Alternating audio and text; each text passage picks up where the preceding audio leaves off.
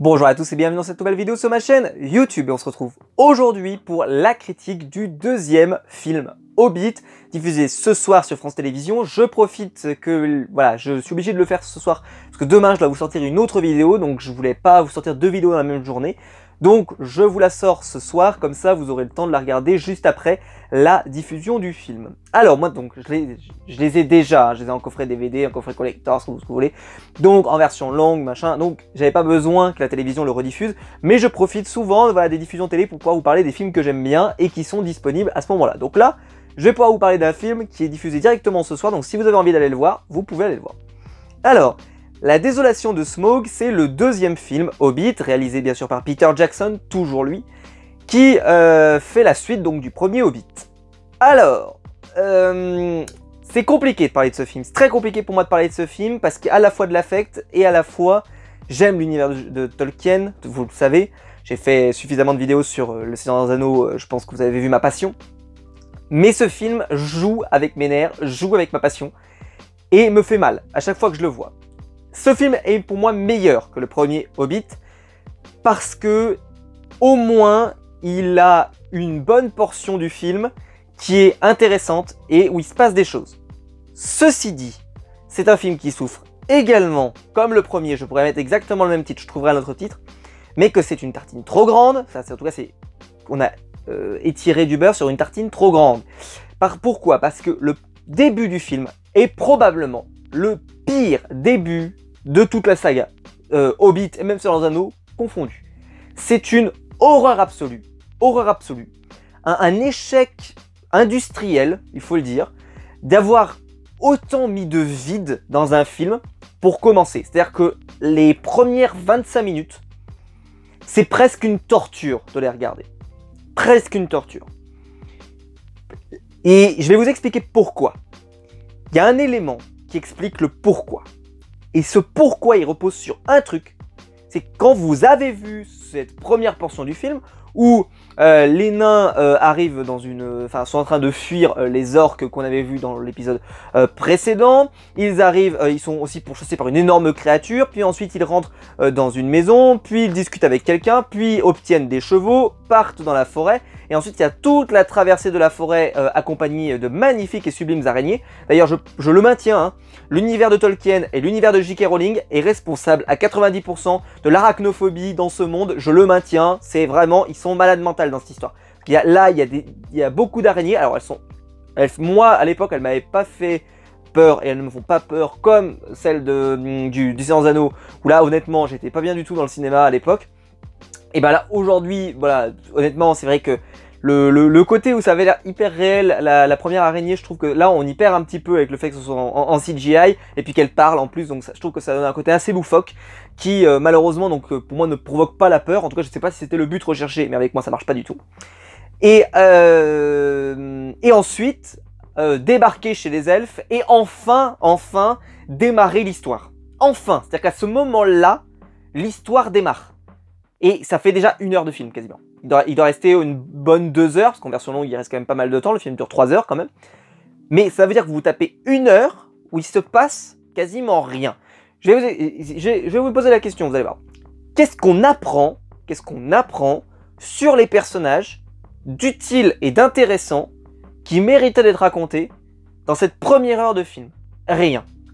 Il y a la rencontre de Thorin avec Gandalf, qui honnêtement n'apporte rien du tout, ça permet de raconter ses origines. Alors, ça me dérange pas parce que le Seigneur des Anneaux, par exemple, racontait les origines des anneaux, etc. au début de chacun des films, ça me dérangeait pas du tout, avec Galadriel qui faisait sa mise au point. Mais là, ça ne sert à rien, c'est simplement un peu pour essayer de sous-entendre des choses sur puis pour créer un peu une origin story et faire un lien un petit peu pour pas redémarrer directement dans le film, ce qui est plutôt une bonne entrée en matière ceci dit, mais par contre on n'apprend rien.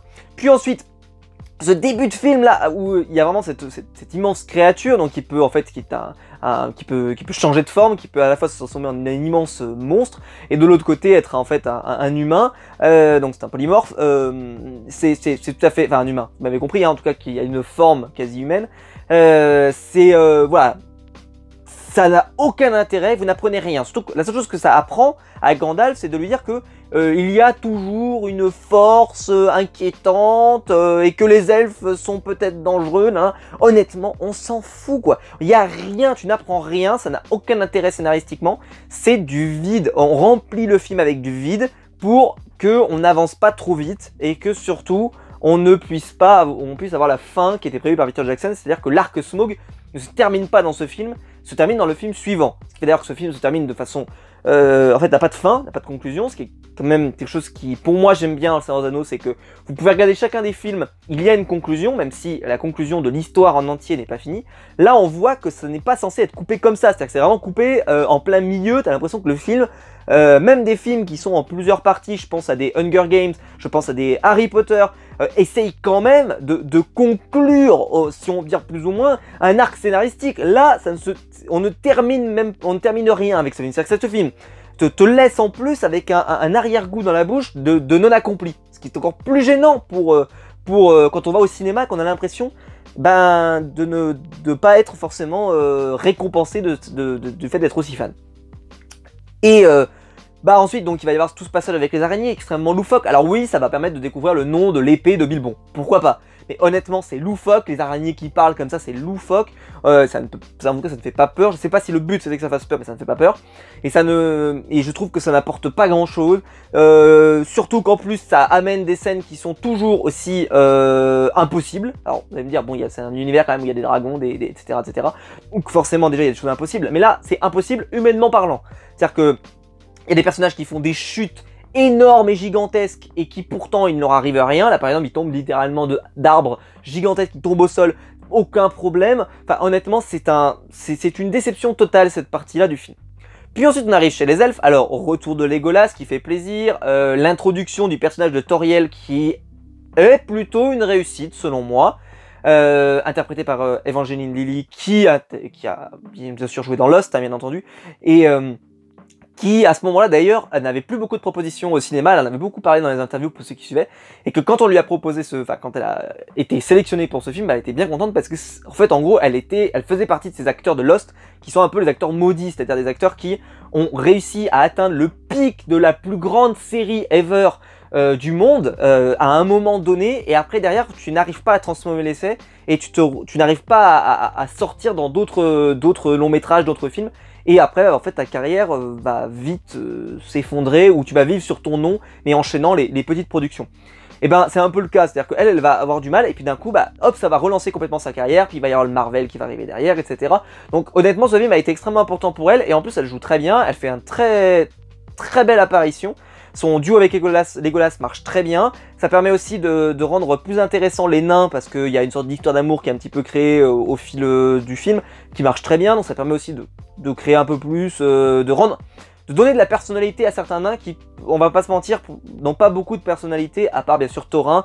Le reste n'ont assez peu de personnalité, assez peu de développement, ce qui est bien dommage. Là, il y en a au moins un qui essaye d'avoir un petit développement, ce qui est plutôt sympa. Et donc, bon... ce passage-là, il est plutôt sympa, ça permet aussi de rappeler un peu le contentieux entre les elfes et les nains, ça permet de remettre Legolas qui fait toujours plaisir, on va pas se mentir, moi je suis très fan de Legolas, qui est quand même moins god tier que ce qu'il est dans Seigneur des Anneaux, ça à chaque fois je me fais la remarque, c'est-à-dire que il est très fort, bien sûr, il est très fort, mais vu que Toriel est extrêmement forte également à côté, je trouve qu'il a moins cet aspect de je suis le tueur ultime d'Uruk-hai, d'Orc et tout ce que vous voulez, qui va devenir plus tard. Après vous allez me dire il se passe du temps aussi entre les deux événements, mais tout de même, il est moins le boss ultime du game comme il peut être dans Seigneur des Anneaux. C'est peut-être un peu dommage pour les fans hardcore de Legolas comme moi, mais ceci dit, c'est bien aussi parce que ça permet aussi de montrer une elfe femme qui est combattante, et ça c'est plutôt positif. Et puis le personnage est plutôt intéressant, et puis j'aime bien le dilemme de côté de, voilà, les nains sont pas forcément très bien vus par les elfes, mais elle l'apprécie bien, elle est curieuse, elle a envie de s'intéresser. Je trouve que c'est plutôt bien amené. Mais alors après, bon, Bilbon n'est pas capturé au moment de la capture par les elfes, et il arrive à les libérer de façon rocambolesque, puis en les mettant dans des tonneaux, avec, voilà, ils arrivent dans une pièce, hop, il y a un trou, on sait pas pourquoi il y a un trou à cet endroit-là pour faire sortir des tonneaux dans l'eau, mais on sait pas, mais bon, très bien, c'est comme ça. Et puis ça sort, et puis hop, tout le monde peut partir à volo. du grand n'importe quoi, hein, du grand n'importe quoi. Puis ils vont tomber dans des cascades, personne ne va mourir, personne ne va se faire mal, il y aura, le seul qui va se faire mal, il va pas se faire mal à cause de la cascade, il va se faire mal à cause d'un orc qui lui tire dessus quoi. Donc là on en arrive à un niveau de surréalisme absolument incroyable dans le film. C'est-à-dire que, effectivement par contre c'est plutôt sympa, c'est assez, bah voilà, il se passe des choses au moins, on apprend des choses et puis c'est intéressant. Je trouve que là, voilà, tout de suite on installe vraiment que Thorin et les elfes, ça fight. Que voilà, ça sera très important pour la suite. Le prochain film, vous verrez, pour ceux qui sont un peu déçus jusqu'à là, le prochain film vaut le coup. Voilà, je le dis pour ceux qui l'ont regardé le deuxième, se disent purée, honnêtement, c'est toujours pas génial. Le troisième vaut le coup. Voilà, le troisième vaut le coup, je vous le dis tout de suite. Ce qui est très important dans une trilogie d'ailleurs, je l'avais précisé dans une trilogie, c'est que si le troisième de la trilogie est bon, il peut sauver une trilogie. Et bah dans le Hobbit justement, c'est un peu le cas, c'est-à-dire que le troisième est vraiment très bon et va permettre de sauver la trilogie.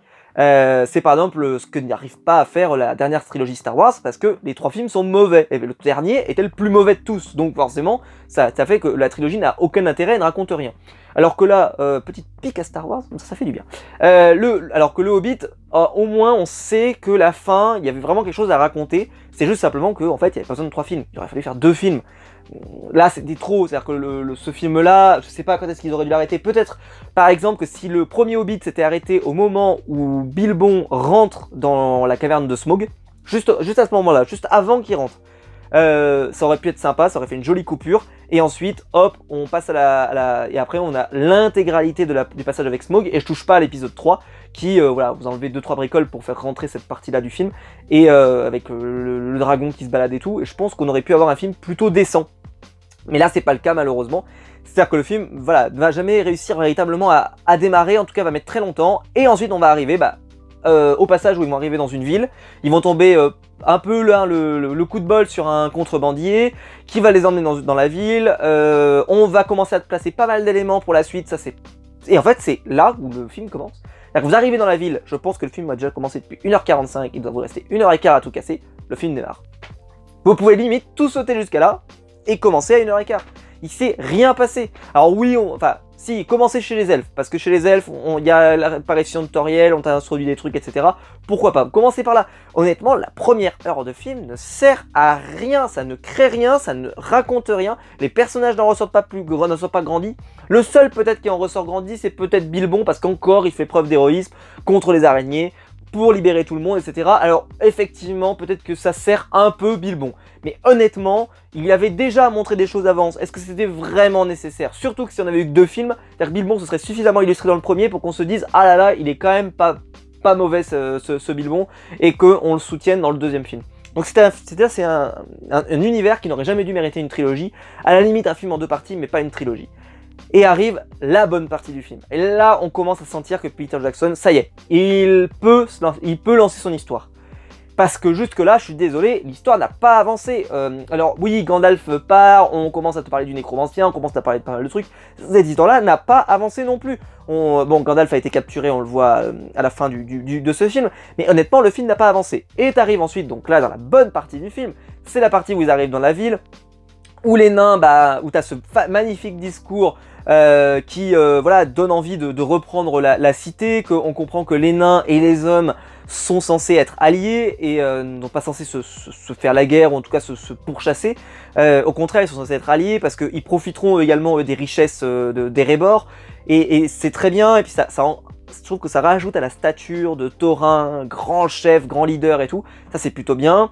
Puis arrive la montée jusqu'à la porte avec des paysages magnifiques. Ça j'ai pas précisé, mais ça par contre c'est toujours une réussite dans tous les films de Tolkien, enfin de l'univers de Tolkien. C'est vrai que Peter Jackson arrive à faire des magnifiques paysages, et là c'est le cas également. Et voilà, ils vont monter jusqu'en haut. La phrase qui veut rien dire, mais c'est pas grave. Ils vont monter jusqu'à la porte qu'ils ne trouvent pas. Puis ils vont finir par la trouver grâce à la lumière de la lune, et ils vont pouvoir rentrer. Jusque là, et cette partie-là honnêtement est très plaisante parce que on sent que les nains sont déçus que la porte ne s'ouvre pas. Nous, on s'imagine bien que le film va pas s'arrêter là et que la porte va finir par s'ouvrir d'une manière ou d'une autre. Mais voilà, la porte va s'ouvrir. Bilbon va et en plus scène qui est géniale où Bilbon échappe la clé, elle va tomber et là t'as Thorin qui l'attrape juste au dernier moment. très très cool. Et ensuite, bah, c'est le moment, le cambrioleur. Et là, c'est génial. Honnêtement, le passage avec Smaug. Alors, il vieillit mal avec le temps, ça c'est vrai. Ce qui n'est pas le cas de la trilogie du Seigneur des Anneaux, parce qu'il y a beaucoup d'effets réels, donc forcément ça vieillit mieux. Même si, honnêtement, les Nazgûl, je les trouve toujours bien faits, même en 2020, c'est pour vous dire. Là, le dragon, ça dépend à quelle niveau de tolérance vous avez. Il est pas mal fait, mais déjà à l'époque, je le trouvais pas bien fait. Donc, j'arrive pas à me prononcer. Alors, si jamais vous, en commentaire, n'hésitez pas à me dire, est-ce que vous trouvez le dragon bien? Est-ce que vous trouvez le dragon mal fait? J'ai jamais réussi à trancher, à avoir un avis définitif, trancher et dire le dragon il est nul, ou le dragon il est beau. Pour moi, le dragon, il est sympa. Je vais peut-être pas en rajouter plus parce que je pense que ça n'en mérite pas plus. Le dragon est sympa. Le fait qu'il parle, je vais pas vous mentir, moi c'est quelque chose qui à chaque fois, je sais pas, voilà. Mais pourquoi pas, à la limite, hein, parce que c'est vrai que toutes les créatures parlent dans ce film, donc pourquoi pas. Non, absolu, hein, parce que les araignées parlent quand Frodon met son anneau. Donc d'ailleurs, moi en fait, j'espérais à la base que quand Frodon met l'anneau, bah, la créature parle, mais que quand il l'enlève, bah, le dragon ne parle plus. Mais si, le dragon parle en permanence, quoi. Donc, c'est même pas un faux raccord ou quoi que ce soit, le dragon parle, il a une capacité à parler, ce qui est quand même très bizarre, enfin bon, c'est comme ça. Et donc le dragon parle avec Bilbon qui est plutôt, honnêtement, le passage avec l'or, où il essaie de lui détruire son intention, il essaye d'obtenir l'Arkestone, il passe, c'est plutôt sympa, moi je trouve ça plutôt sympa. Bilbon qui finit par reculer parce qu'il n'y arrive pas, et Thorin qui arrive avec l'équipe et un peu l'esprit d'équipe qui manquait pour l'instant à ce film et qui reconnaît à ce moment-là un peu plus la valeur en tout cas de Bilbon en disant on est une équipe, on est soudés, on ne doit pas compter que sur un cambrioleur mais tous ensemble on va battre Smaug. Et je trouve que le passage est génial. J'aime bien le fait qu'on ne sache pas quel est le plan de Thorin. On sent qu'il y a un plan, mais on sait pas quoi. Ça crée de plus en plus où tu te dis d'où ça va venir, qu'est-ce qu'ils essaient de faire et tout. Et que quand tu vois qu'il va y avoir un truc, tu te dis peut-être qu'il va y avoir une lave, qu'il va y avoir quelque chose qui va tomber. C'est ce qui va se produire. C'est-à-dire que c'est l'or qui va ensevelir le dragon. Alors je sais pas pourquoi ils pensent que ça pourrait le tuer. Dans l'absolu que bah, il n'a pas l'air sensible en tout cas à la chaleur. Donc je ne comprendrais pas pourquoi là il serait potentiellement tué par ça. Je vois pas trop, mais bon, pourquoi pas. Il finit donc englué sous l'or comme ça. Limite, ce qu'il aurait fallu peut-être, c'est glacer l'or tout de suite pour que ça sorte de, je sais pas, que ça le rende dur comme la pierre. Je sais pas, il y aurait peut-être eu moyen que le plan puisse être meilleur par la suite, je sais pas, et que là, Smaug arrive quand même à s'en sortir. Mais là, c'est pas le cas, c'est-à-dire que l'or reste bouillant. Et bah, le dragon va sortir. Et il va aller attaquer la ville, ce qui était très anticipé depuis le début. On nous tease tout le long qu'il y a quelqu'un qui est de la famille de celui qui avait réussi à enlever une écaille au dragon. On te parle, donc tout ce passage-là au final, d'ailleurs c'est vrai que tu te dis putain quelle coïncidence. De toute façon ce film est fait de coïncidence. Tu arrives en bateau, enfin tu arrives avec tes tonneaux à un endroit où il y a un homme qui est contrebandier, qui va te faire rentrer dans des tonneaux et qui est en plus de la famille de celui qui a réussi à décocher une, c'est pas une flèche mais vous m'avez compris, une énorme, bah voilà, flèche en métal, qui a réussi à blesser le dragon. Quel est le nombre de possibilités que vous tombiez pile sur cet homme, qui sera cet homme-là, qui est important pour le scénario? Mais bon, comme je vous l'ai dit, c'est un film pour enfants, donc pourquoi pas, c'est un livre pour enfants à la base, donc je suppose qu'il faut des coïncidences, c'est comme ça. Mais voilà, et le film se termine comme ça, c'est-à-dire qu'il se termine avec le dragon qui va partir pour tout casser. On sait pas ce qui va se passer, mais on peut s'en douter. Et ça se termine là-dessus. Et donc, le sentiment qui ressort de ce film, c'est la déception. C'est-à-dire que moi, je me souviens, j'ai été extrêmement déçu. Je suis allé tous les voir, moi, les Hobbits au cinéma. Et je me souviens que le premier m'avait déçu parce que pour moi il n'était pas à la hauteur de mes attentes parce que mes attentes étaient trop élevées. Quand je suis arrivé au deuxième, mes attentes n'étaient plus élevées puisque j'avais été déçu par le premier. Mais j'avais quand même été déçu parce que l'histoire, j'avais trop senti que ça traînait. Et pourtant j'ai pas regardé la version longue. Là j'ai regardé la version longue, donc c'est encore pire parce que la version longue c'est encore plus, ça traîne encore plus. Et malheureusement, bah voilà, j'ai envie de dire pour ceux qui sont arrivés jusqu'à là dans ma vidéo, c'est que c'est un passage obligé. Parce que là, Peter Jackson, il a mis beaucoup de choses. Et après, vous allez voir dans l'épisode 3, il va se lâcher. C'est-à-dire qu'il va se lâcher. Tout le travail sur Thorin va payer. Tout le travail sur Bilbon va payer. Tout le travail sur les elfes va payer. Etc. etc. Mais il faut tellement attendre pour être récompensé que je comprendrais moi que des gens n'aillent pas jusqu'au bout de la trilo et que se disent mais pourquoi je regarde un truc pareil, c'est pas suffisamment bon. Et ben je vous le dis, le 3e vaut le coup. Honnêtement, vous verrez la semaine prochaine quand je ferai ma critique de l'épisode 3, je serai beaucoup plus enjoué parce que honnêtement, il est sympa quoi. Il est vraiment sympa, je vous le dirais pas si je le pensais pas. Azog est très peu présent dans celui-là. Gandalf est assez peu présent également. Il est vraiment dans son arc à lui et qui va, on espère en tout cas, sans spoiler plus que ça, mais voilà, ça va pas durer plus longtemps et qu'on va vite le ramener avec les nains parce qu'on sent que c'est vraiment là que l'histoire se passe et que de l'autre côté t'as l'impression que ça patine un peu. Et voilà, le prochain film s'appelle La Bataille des 5 armées. Ça promet, hein. Déjà rien que le nom promet, en tout cas je trouvais que le nom promettait pas mal. Mais là, la désolation de Smaug, bah je suis désolé, mais déjà la désolation de Smaug, excusez-moi, mais la désolation de Smaug, on ne la voit même pas, puisque elle va commencer seulement dans le prochain épisode. Donc même, on pourrait même considérer que le titre est trompeur, quoi. On pourrait même en arriver là de ma forme de déception. Donc voilà, c'était... pour moi, ce film est un semi-échec, c'est-à-dire... La première partie est un échec cuisant, la deuxième est bonne, mais malheureusement, la fin te déçoit également, donc tu te retrouves déçu par ce film. En tout cas, moi, c'est mon cas.